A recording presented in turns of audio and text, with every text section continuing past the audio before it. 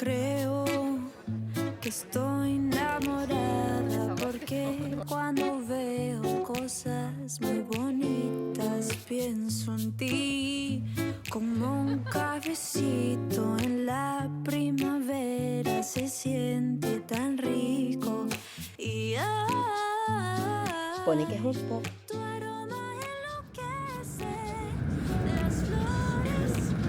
今夫と私が乗っているバスが向かうのはブラドリードリール。アミアの飲みの市へはもう何度か行っていますが、このリールの飲みの市へ行くのは今回が初めて。一番お得に行けるフリックスバス、約3時間のバスの旅。ランチも手作りサンドをバスの中で。移動にかかるコストはなるべく抑えてお買い物を満喫したいですからね。ようやくリールに到着です。到着。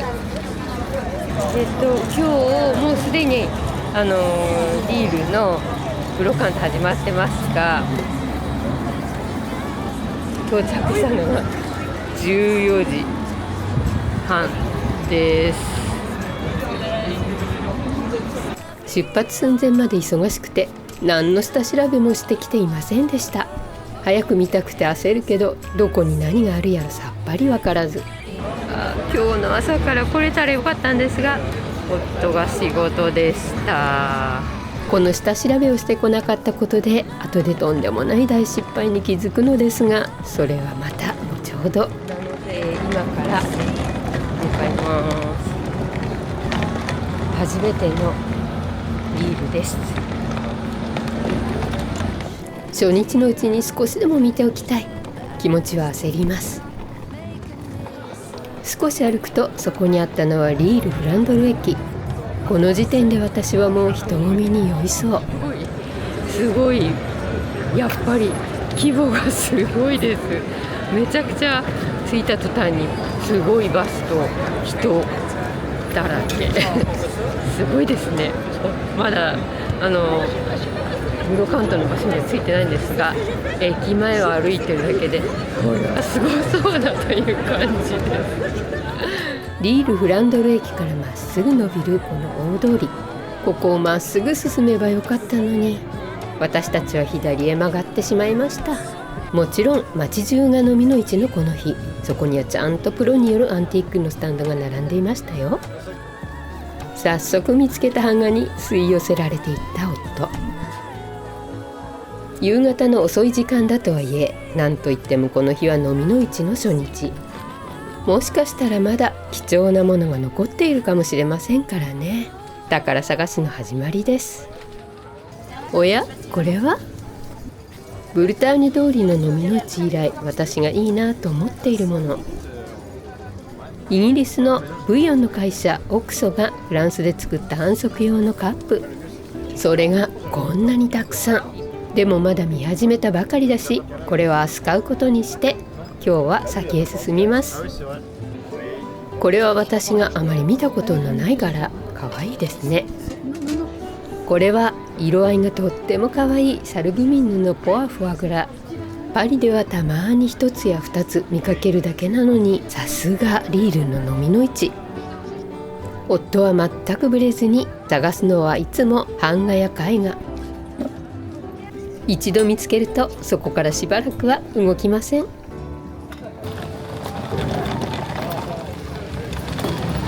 ジョリー。これは私の大好きなホーローのリュスチュクリュ、水切りかごかな。そしてこちらはそのグラタン皿。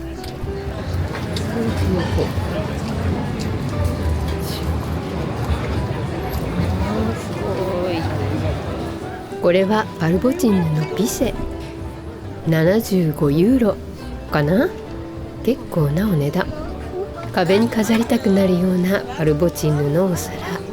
状態もとってもいいですね。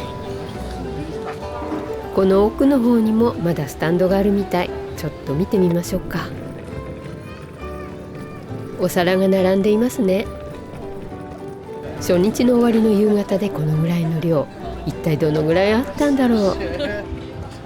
デザート用のサイズの白いパニエのレリーフのお皿がありました。ムーランデル・アマージュ。状態も良くてこんなに揃っているけど特に欲しいわけではないのでこれは単念。ラタンでできたトルソ、面白いですね。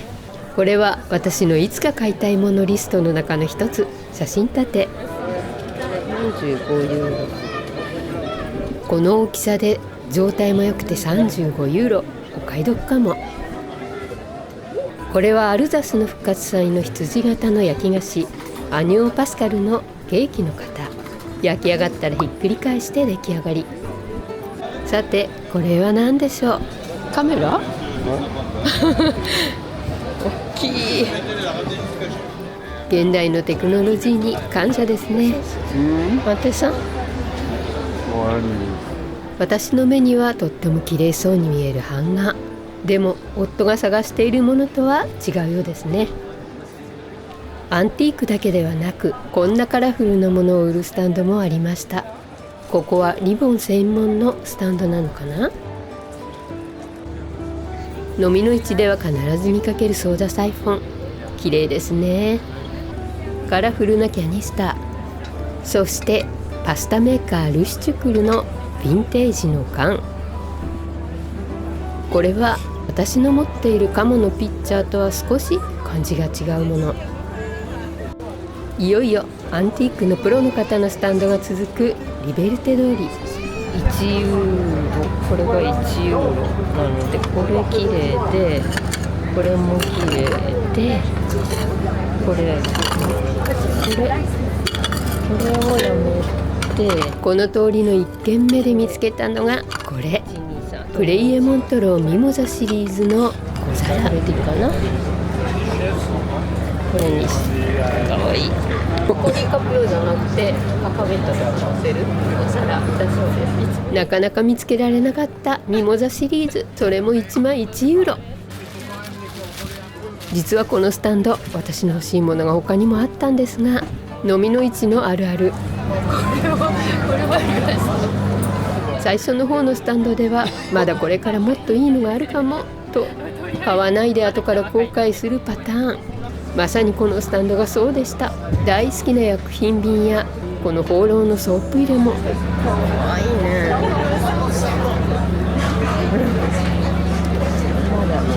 来たばっかりだって巨大なリールの飲みの市にはまだ到着したばかりでしたからね。そしてもう少し行ったところのスタンドではスズランのモチーフのお皿発見。フランスで5月1日といえばスズランの日。その日のためにこれがぜひ欲しかった。ずっとこの湯気探してました。よかったです。一応2枚だけにしときます。来たばっかりだけどすごい今まで探してたものをもうすでに2つ見つけちゃいました。早朝から来れなかったことは悔やまれるけどなかなか良い出だし。見てください。スタンドの列の終わりが見えません。ほとんど売れてしまったのかあまり物のないこのスタンド。そこにあったのが顔です。いくらこれ？キャワ？ノード？わかんない。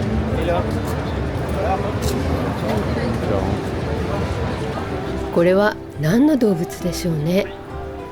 メーカー名も書いていない。割れてる。オナンのものだったら結構なお値段がします。これもメーカー名なし。サルグミン布だったらとても手が出ないお値段のはず。これもメーカー名の記載なし。Ce n'est pas 40 euros, n'est-ce pas? Ouais. 高いよね。Bonjour madame. Combien? 30. Ah d'accord. 意外なお値段にびっくり。Ça?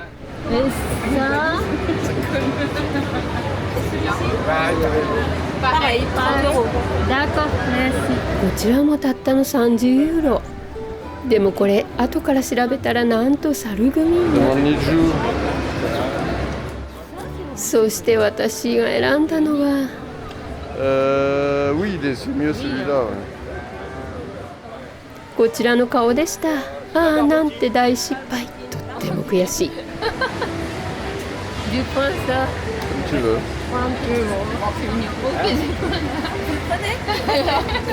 そしてこのスタンド、もちろん夫は立ち寄ります。素晴らしい絵画ばかりだったけど、はるかに夫の予算オーバー。購入はもちろん断念。こんな可愛いモチーフのものを発見。するとなんだか周りが騒がしい。誰かがマイクを通して歌ってる。アミアンの飲みの市にはない賑やかさ。ビルの2階の窓から歌ってる。アミアンの飲みの市と同じ気分でいた私。でもこの時ようやくリールの飲みの市はただの飲みの市ではないことを知りました。そう、リールの飲みの市は飲みの市という形をした町を挙げてのお祭りだったんです。そしてそのことがこの後のなかなかハードな飲みの市体験となりました。まだまだ続いていて全然見終わりそうにないので、この辺りで晩ご飯に行こうかなと思ってます。もう街中お祭り騒ぎです。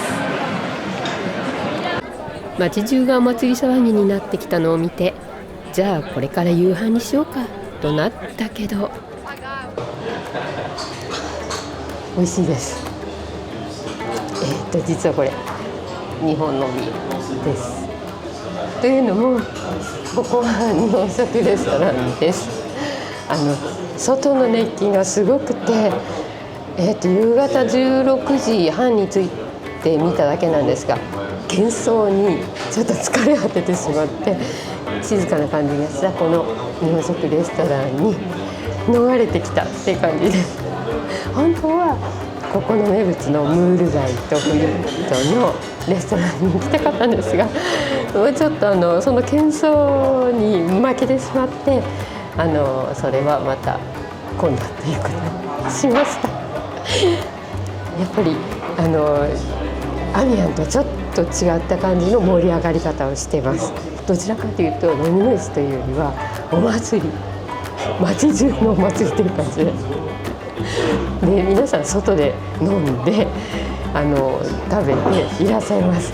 さすがにちょっとそれは疲れるので、私たちはこの日本食レストランに来ました。また明日に備えて日本のビールを飲んで今日はしっかり休みたいと思います。また明日飲みの市楽しみますね。楽しみになさっててください。ほっとします。やっぱり夕飯が終わって外に出てもまだこの喧騒。今晩の宿へ向かうために地下鉄の駅へ向かいます。今晩の私たちの宿は地下鉄でしばらく行ったところにあるネットで見つけたあるアパルトマンの一室。知らない方の家の一室に泊まるのは初めての経験。ゆっくり休めるのかちょっと心配。翌朝、感じの良いオーナーさんだったし、とても綺麗なアパートマンだったけど、やっぱり緊張していたからでしょうね。なかなか寝つくことができませんでした。ボネケ本舗。また飲みの市会場へ到着。今日が日曜日朝早朝です。今日は一日中見れる予定なので頑張っていいもの探したいと思います。朝はちょっと寒いですが、今日の気温はなんと27度ぐらいまで上がるそうです。楽しみにしてます。それでは行ってきます。これ見つけました2つで15円これ買っていこうと思います。他のも見た方がいいかな。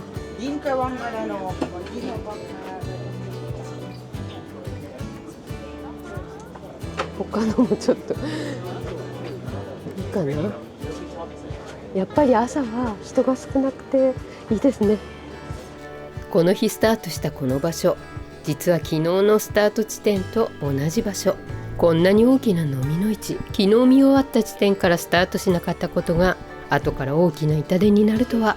この時はまだ全く予想もできず、のんびり散策してました。美しいブルーの薬品瓶、でも1つ60ユーロ、残念。最近ヴィンテージワインにも興味を持ち出した夫。咳をする夫、実はリールに来る少し前から風邪の症状がありました。うつらないといいなと思ってたんですが、なんだか私も異常な疲労感が。でもこんな美しいバルボチンヌを見ると頑張れる。おや、これはパリのメトロの駅名と道路標識がありましたよ。面白い。そしてこの美しいスタンド、私の動画をご覧いただいている方には見覚えがあるかもしれません。そうです、いつも樹州にいらっしゃる綺麗なものばかり置いていらっしゃるムッシュのスタンド。やっぱりここでも美しさが際立っていました。樹州で見かけるムッシュのお店がありました。ムッシュも今回リールに出すの初めてだそうです。ここには私の大好きなガラスの薬瓶がずらりと勢ぞろい。ようやく日差しも出て気温も上がってきました。映画に出てきそうな乳母車。でも今日はまだこれと言ってほしいと思うものが見つかっていないんです。インスタでよく見かけるリールの飲みの市の写真だと、大量の皿やホーローのポットなどが地面にずらりと並べられたりしているんですが、そんな風なスタンドはどこにも見当たらない。でもここがプロによるアンティークショップが並ぶメインストリートのはずなんだけど、と私はまだここでも私たちの間違いに気づくことができませんでした。夫は版画を探して先へ進んでしまったので、今度は私がスーツケースを引いてます。リールの飲みの市は規模が大きいので、だんだんスーツケースの重さが腕に応えてきます。スタンドはまだまだ続いているけど、好みのものは見つからず。でもインスタの写真のようなスタンドはきっとどこかにあるはず。おや、これはリュネビルのお花のシリーズの靴？あ、また発見、リュスチュクル。ちょっと珍しい茶系のお花のモチーフのティーセット。ここで夫を発見。今度は夫にスーツケースを引いてもらいましょう。重かった。そしてここで見つけたのは、ずっと私が探しているスパイス用の棚。色合いも私好みだし、陶器の引き出しも全部揃ってる。でも引き出しの両端にあるこのドア、これがなかったら完璧だったのに。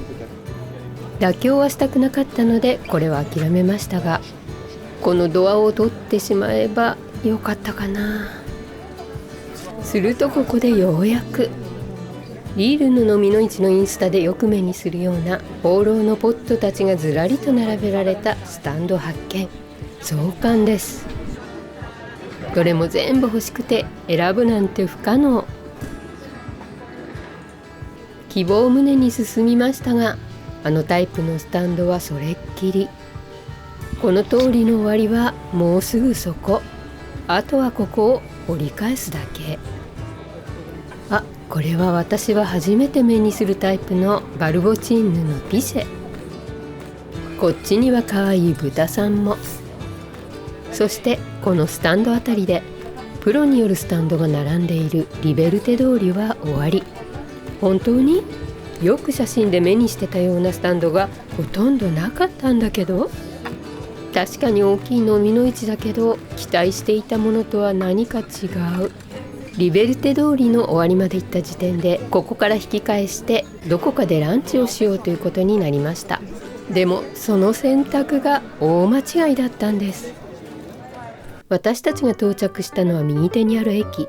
そしてそこからそのまま下の方へ進んでリベルテ通りにぶつかり、リベルテ通りを左上のリール城塞の方へ向かって歩いて、リベルテ通りの終わりまで来て、そこで U ターンしてしまったのです。地図の詳細に書かれているように、通りによってカテゴリーが少し違うのですが、プロによるアンティークのスタンドを目的にここを訪れた人たちがメインに目指すのは、なんと駅を背にして進んで右手奥にあるリール城塞のお堀のあたりだったのだそう。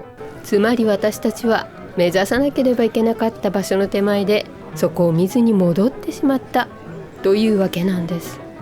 そしてその事実を知ったのはパリに戻って数日後のことでした。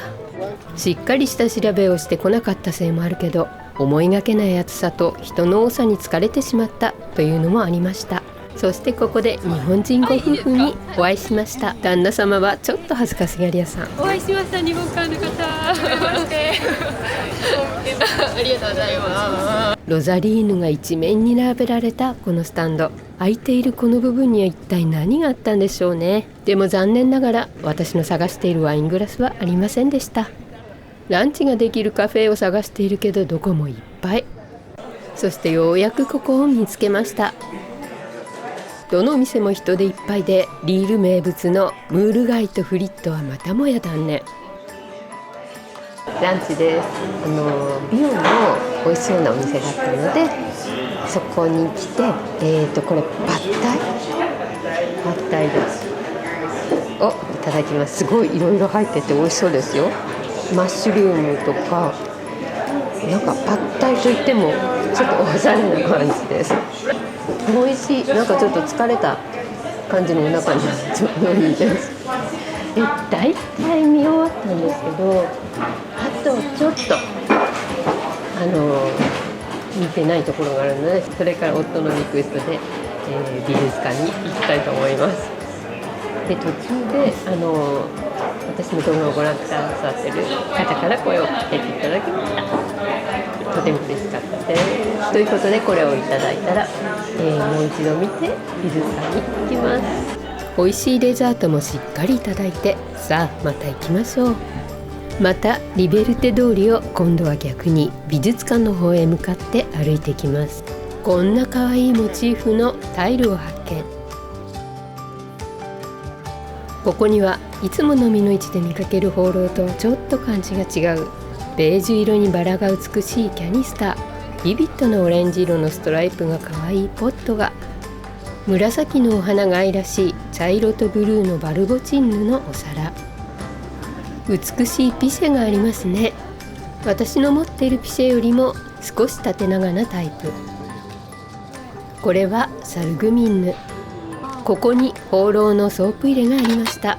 28ユーロで破格ねと思ったら、ポットホルダーの穴とポットのサイズが合っていませんでした。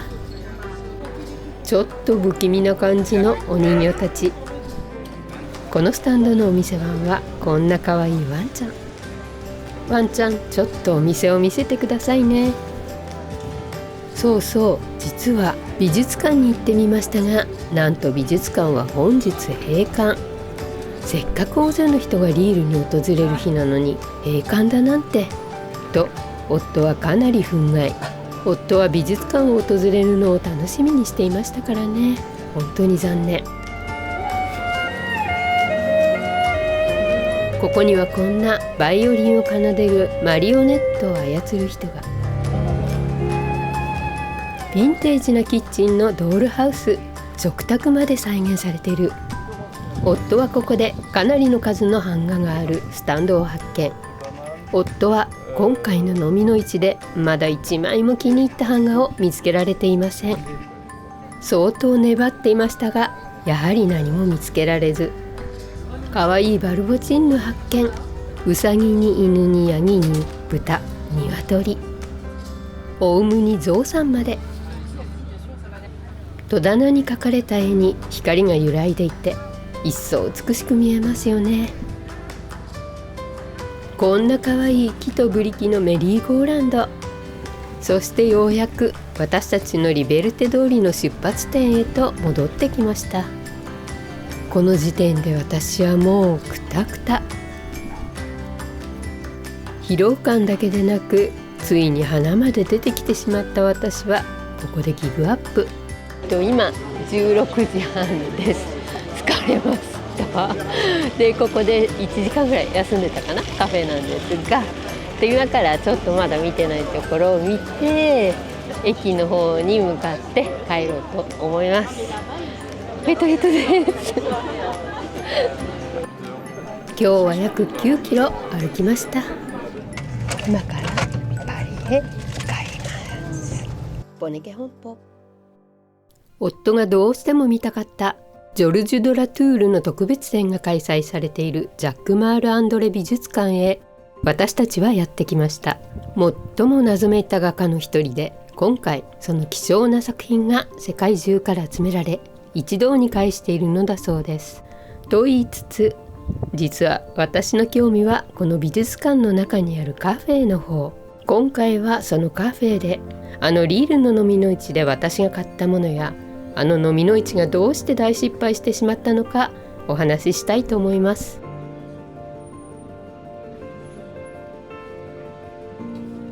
ここはジャック・マール・アンドレ夫妻の邸宅だったところ。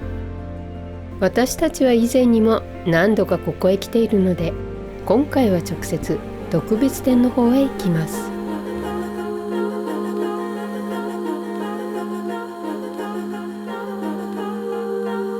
ジョルジュ・ドゥ・ラトゥールの幻想の世界の後はボネケ本舗。美しく現実的で美味しいもの。ここはジャック・マール・アンドレ美術館に併設されているサロン・ド・テル・ネリー。この美術館には何度か来ていたけど、このサロン・ド・テは今日が初めて。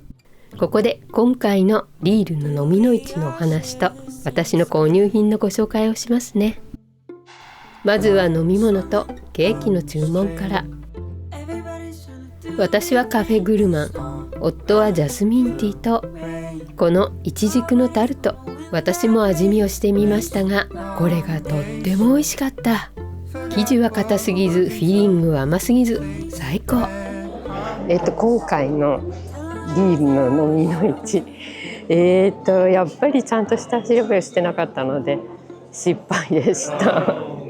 本当は駅からまっすぐ行けば旧市街のあたりを見れて、そのままちょっと右手に行ったところが皆さんアンティーク好きは目指すエリアだったらしいんですけども、それをしたのはパリに着いてからの話でなのでちょっとそれとは全然正反対の方を歩いて疲れ果ててまた戻ってしまったという感じです。来年また行けたら今度こそリベンジで今回行けなかったところから見ていきたいと思います。今回のリール何が辛かったかと言いますと、実は行く数日前から夫は具合が悪くなっていました。多分風邪だと思います。で、2日目私もついに鼻が出てくるようになってしまって、疲れも異常でした。その上アミアンと違って本当にお祭り騒ぎという感じで、ただでさえたくさん歩いたんですけれども、それプラス喧騒に疲れてしまったっていうのがあります。そしてその前日、リールで宿泊したんですが、そこがですね予算削減のためにアパートマン丸ごと借りるんではなくて一部屋だけ借りたんですね。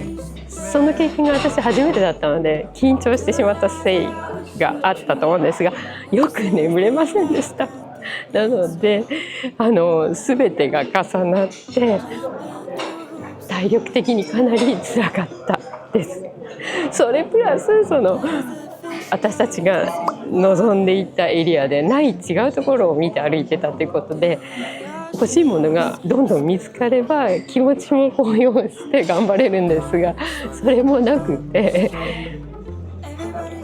ちょっと大失敗だったなと思ってます。そしてリールに行ったらばぜひ訪れたかったリールの大聖堂ですとか、メールゴーフルのメールのお店ですとか、あとあそこは確かブーランジュリーパン屋さんのポールの発祥の地なんですが、そこのお店ですとか行こうと思ってたんですが、それが全部忘れてましたなのでその辺がちょっと大失敗でした。そして今回買ったお皿なんですが、ミモザのお皿、あれはもう本当に嬉しかったです。今まで探してもなかなか見つからなかったあのお皿が1軒目で見つけることができました。そしてそのすぐ後ですね、スズランのお皿、あれも見つけることができて、で顔、あれはちょっと失敗ではないんですが、あれはもう一つの方のサルグミンの方も買っておけばよかったなと本当に後悔してます。そしてブイヨンの会社のノベルティのコーヒーカップ、あれも実は1日目に見かけておいたものを2日目に買ったものです。ということで、2日目に買ったものってカップだけだったんですが、それも1日目に見つけたものだったので、2日目というのは本当に疲れ果てていいものが見つからず、夫もふてくされという感じで、本当に2日目はちょっとかなり今までの飲みの市歴初めて辛い飲みの市でした。あと皆さん、リールにいらっしゃる方に一つこれ私の経験からのアドバイスなんですが、おトイレが大変でした。なんといってもですね、その2日目の朝のお店に行った時からおトイレは壊れてますと言われて借り入れませんでした。そしてランチのところのお店でもおトイレ壊れてますと言われました。そしてどうにか快適なおトイレを見つけることができたんですが、それは当日は閉まっていた美術館の中でした。展示は行われなかったんですが、漫画の本の販売をしていたので、その中でおトイレを借りることができました。ですので皆さん、あそこは穴場です。ぜひおトイレに行きたくなったら美術館の中のおトイレ行ってください。たくさんあって人がいなくて綺麗でした。ということで今回のリール、いろいろ学ぶことがありました。皆さんにもこれを参考にしていただけるかなと思います。来年ぜひリベンジしますということでした。また頑張ります。Long day show, forgot what we're working towards.